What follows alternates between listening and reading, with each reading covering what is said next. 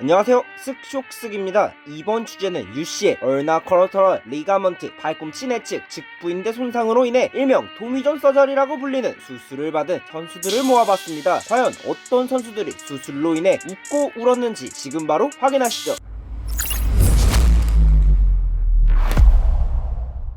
도미존 서저리라 불리는 수술은 한국말로 팔꿈치 내측인대 재건 수술이라고도 하며 팔꿈치를 자주 사용하고 과사용하는 투수들이 많이 받는 수술이라고 알려져 있습니다. 최초의 수술자는 도미존이라는 투수로 메이저리그에서 잔뼈가 굉장히 굵으며 팀의 에이스로 활약하던 도중 1974년 팔꿈치 부상으로 인해 은퇴 위기에 몰리자 당시 자신을 한번 믿어보라는 프랭크 조브 박사의 제안에 따라 팔꿈치 수술을 하게 되었고, 손상이 돼버릴 대로 돼버린 팔꿈치 인대를 대신해 잘 사용하지 않았던 반대쪽 팔의 손목이나 허벅지, 발바닥 인대를 땡겨와 손상된 인대를 제거 후 다른 인대를 대처하는 방식으로 수술은 진행되었고, 스포츠의학의 신세계를 만들어내며 성공적인 수술을 이끌었습니다. 프랭크 조브 박사는 도미존을 수술 후 완벽한 재활로 5시즌 연속 200이닝을 던질 만한 튼튼한 내구성을 보여줄 수 있게 도왔고, 도미존은 34살이라는 나이에 20승을 거둘 만큼 뛰어난 활약을 하게 만들었습니다. 토미존의 성공적인 수술 후기로 인해 팔꿈치 부상으로 은퇴 위기에 처해 있는 투수들이 마지막 지푸라기라도 잡는 심정으로 프랭크 조브 박사에게 토미존 수술을 받기를 희망했고, 많은 투수들이 수술을 받았지만 최초 수술 초기에는 5%의 성공률밖에 되지 않았지만 요즘은 의사들의 기술과 의학의 발전으로 97%의 성공률로 많이 올랐습니다. 하지만 현대에도 100%의 성공률을 보이지 못하고 있는데, 그 이유는 바로 많은 투수들이 12개월에서 24개월까지 걸리는 기나긴 재활 과정에서 못 버티거나 너무 빠르게 복귀해 과도한 등판 스케줄로 부상 부위가 재발하는 모습을 보여줬기 때문입니다. 국내에서는 1992년 태평양 돌핀스의 투수였던 정민태가 최초의 도미존 서저리 수술을 받았고, 이 배경에는 당시 감독이었던 정동진 감독의 적극적인 지지가 있었습니다. 당시 투혼이라는 별명의 지나친 혹사에 익숙해진 투수들이 많아 선수 생활이 짧은 투수들이 여럿 있었고, 스포츠의학이 발전하기 이전이었기에 많은 선수들이 부상으로 인해 은퇴를 하는 경우가 많았습니다. 아무튼 정민태는 미국으로 건너가 성공적인 수술 이후 당시 초짜 투수 코치였던 김시진 감독의 적극적인 재활 지원으로 정민태는 기나긴 재활 끝에 복귀, 통증 없이 강력한 공을 뿌리며 리그를 압도하기 시작 리그를 대표하는 에이스로 성장하며 KBO 수상 최초로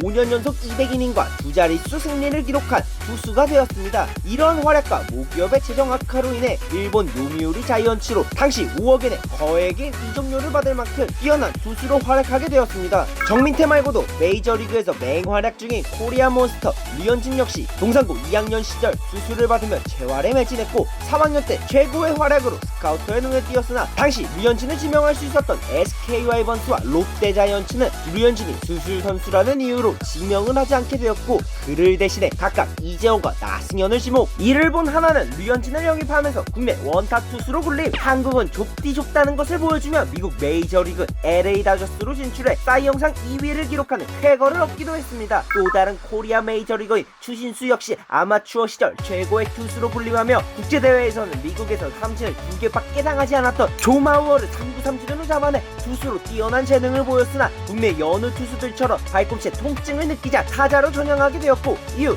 메이저리그에서 강력한 어깨를 가진 외야수로 활약하게 되었습니다. 하지만 추신수 특유의 허슬 플레이와 고교 시절 과사용했기에 도미존 서저리 수술을 받으며 한국 역사상 위대한 선수 중 한 명으로 떠올랐습니다. 돌직구를 뿌리던 오승환 역시 한국대 재학 시절 도미존 수술로 인해 드래프트 당시 다소 늦게 불리게 되었지만 완벽한 돌직구를 뿌리며 원탑 마무리로 비상하게 되었고, 이후 일본으로 진출해 외국인 최다 데뷔 세이브 기록, 한국인 첫 구원왕에 올라 메이저리그로 진출, 1점대 마무리로 활약하는 성공적인 모습을 보였습니다. 이제는 다시 국내로 돌아와 팔꿈치 수술과 재활을 거치기 때문에 과연 어떤 공을 뿌려줄지 기대가 되네요. 뱀직구를 뿌렸던 임창용은 통전 서저리 수술 이후 팔꿈치 통증이 사라지자 구속이 급증하기 시작했고, 일본 리그를 씹어먹는 최고의 활약을 보여주었습니다. 이런 성공 사례와는 반대로 푸른 피의 에이스 배영수는 과거 150km의 빠른 공과 140km의 고속 슬라이더로 리그를 평정했을 만큼 강력한 구위로 상대를 압도하는 파워 피처였고 2004년 한국 시리즈 4차전 현대 유니콘스를 상대로 8회